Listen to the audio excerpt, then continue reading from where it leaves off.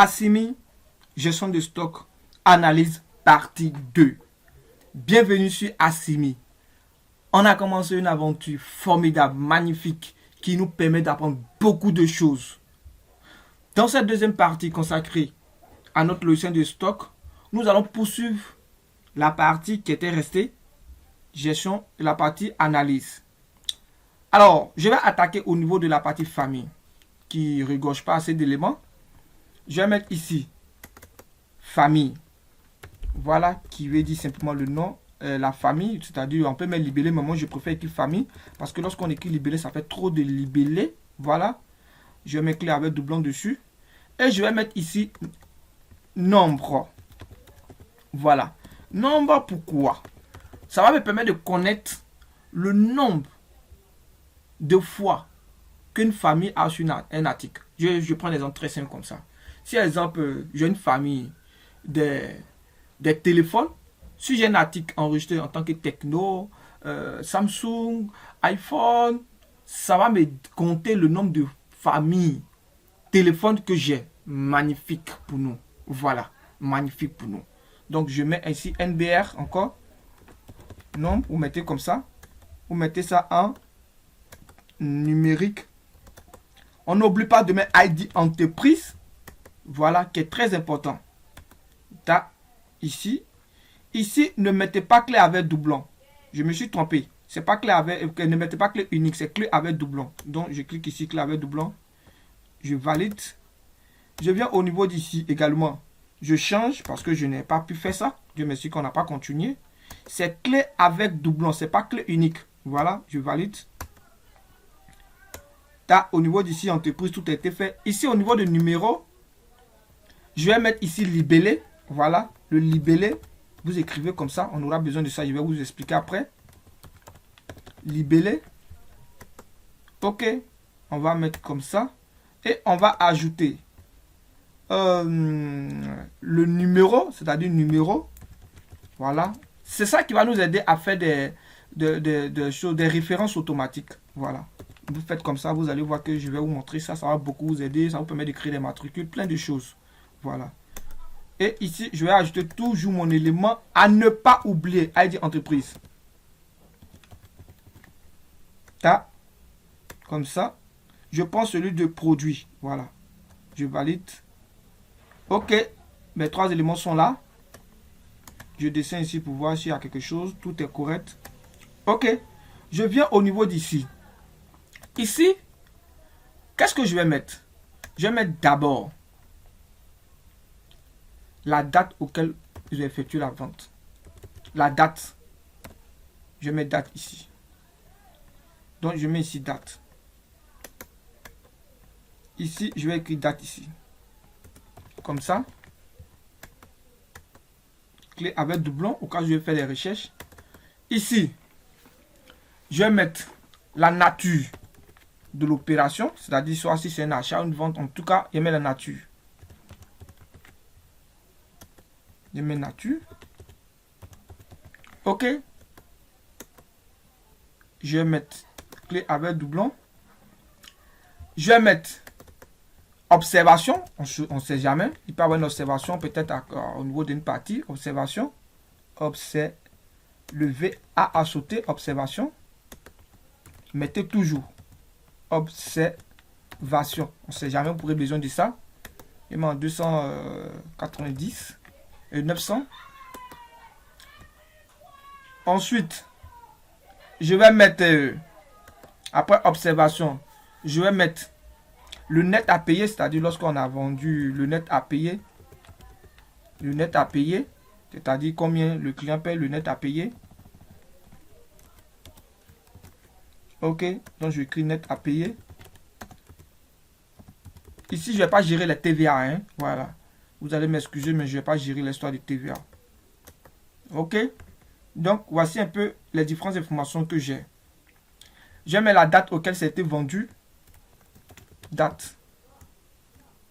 La date d'enregistrement plutôt. La date de vente peut être différente de la date de vente. Je mets l'heure d'enregistrement. Enregistrement. OK. Ici, je voulais ajouter d'autres choses. Voilà. tel que le mode de paiement. Si c'était à compte, si c'est payé à crédit, tout ça, mais ça ne m'intéresse pas.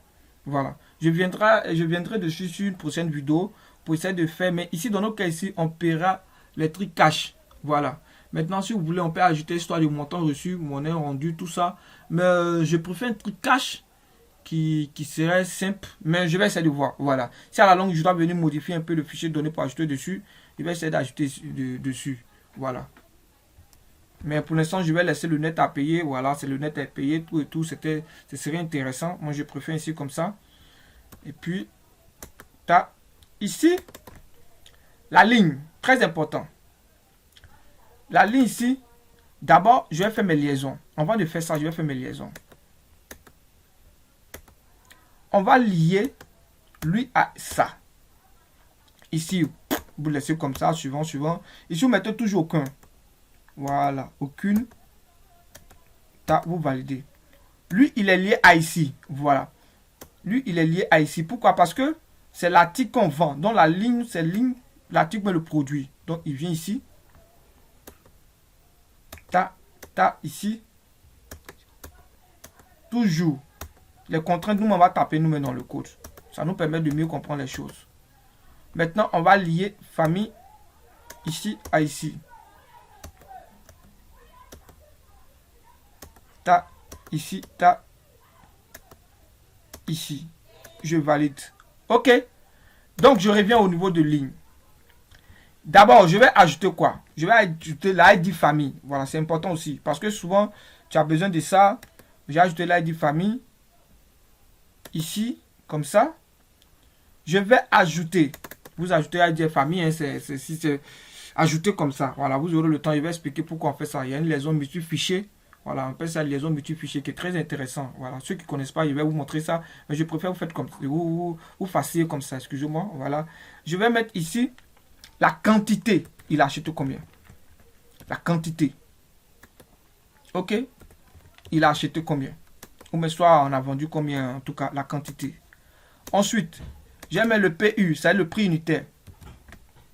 Le prix unitaire. Voilà. Le prix unitaire qu'il a acheté. Unitaire. Voilà. Je suis arrivé. Le prix unitaire. Qu'est-ce que je fais comme ça? Unitaire. Que je mets ça numérique et en monétaire. Je vais mettre le prix total. Le prix total. Le prix total. Le prix total. Je vais ajouter ici.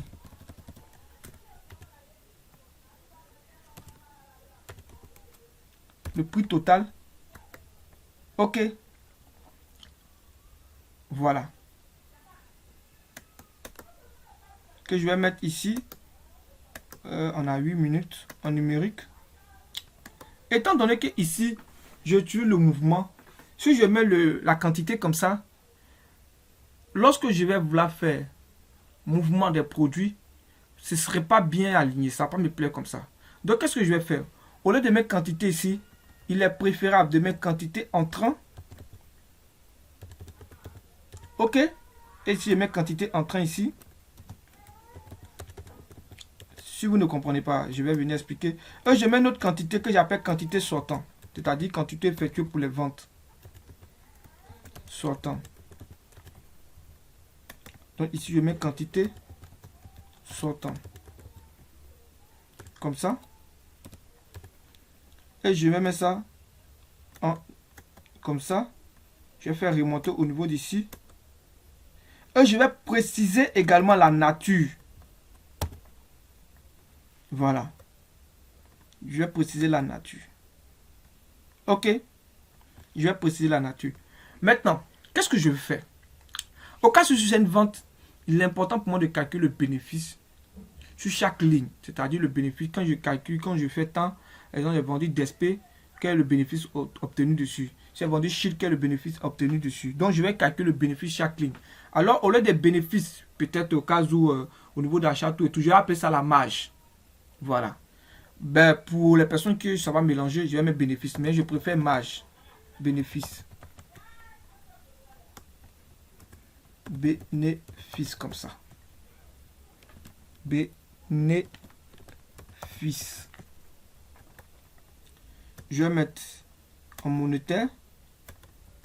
Je vais mettre également la date d'enregistrement. Il faut toujours mettre la date auquel c'est enregistré. Pourquoi? Parce que le même article, la même vente peut effectuer, mais les dates peuvent changer. Mettez toujours ça. OK?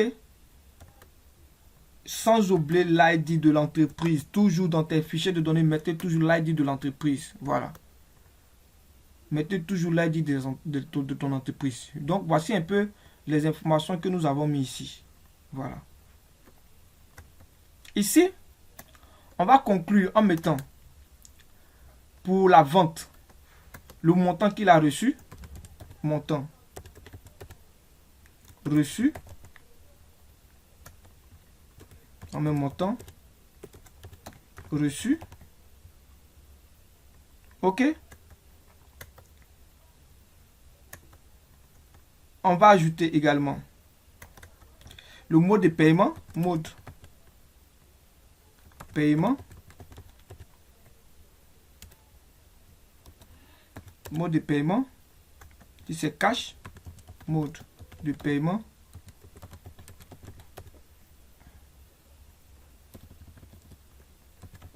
Voilà. Paiement. J'arrive. Je vais mettre ici. Clé avec doublon quand je vais effectuer des recherches. Je vais mettre en haut, ici comme ça. Montant reçu. Je vais mettre avoir. Peut-être je lui dois. Donc c'est un avoir. Mettez ça.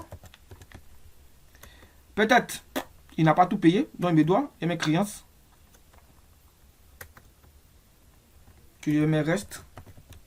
C'est-à-dire mes doigts. Que je mets reste. Le reste à payer.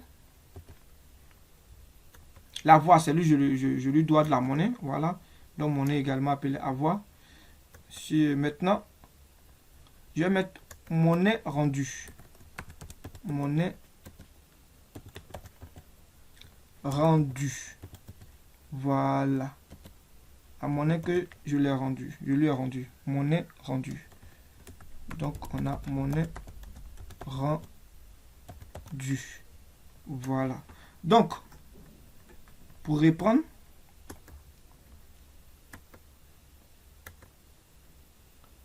donc ici, c'est plutôt modalité de paiement.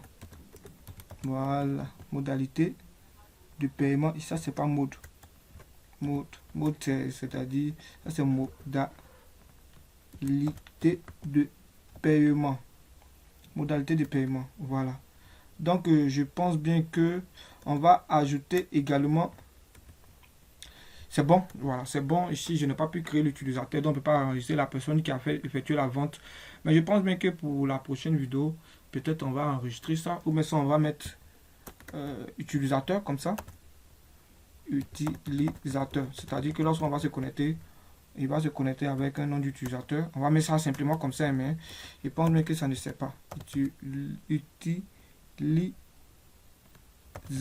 Voilà, pour l'instant, comme ça. Mais on va pas trop tenir compte de ça parce que on n'a pas créé un fichier de données pour créer des comptes, tout et tout. Voilà, je pense bien que pour la prochaine formation, on va essayer de voir si on peut mettre toutes ces entités là-dedans.